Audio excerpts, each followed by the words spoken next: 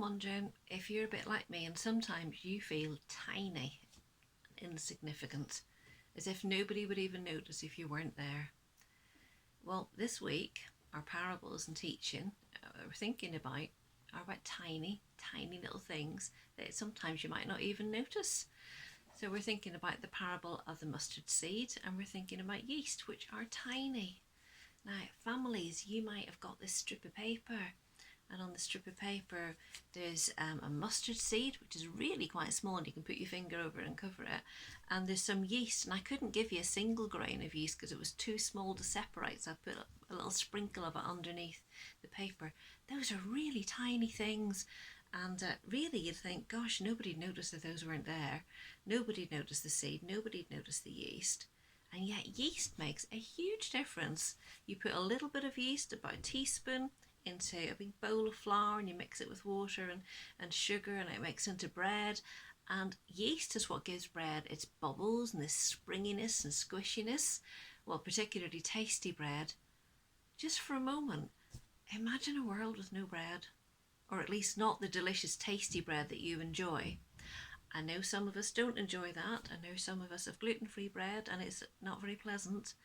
But imagine that lovely bread that you really enjoy, and you get a big fresh loaf from the bakery or from the shops, and the squishiness and the softness. Imagine a world without toast. Imagine yeast decided there wasn't any point in it doing anything because it was tiny, and who really noticed if it was there or not, and we didn't have bread. Why am I going on about yeast? Well, because in Matthew 13, Jesus said the kingdom of heaven is like yeast that a woman took and worked through the flour into the bread, and it made loaf upon loaf of bread, delicious bread. A tiny bit of yeast caused all these loaves of bread to rise and to become delicious bread and be exactly as she'd hoped and created them to be. So the kingdom of heaven is like that yeast and bread. Who knows why? Is it because it's tiny? Is it because you can't see it? Is it because it does a lot of good? And how is the kingdom of heaven in you and me like that yeast going into bread? Well, the kingdom of heaven is in us because we love Jesus.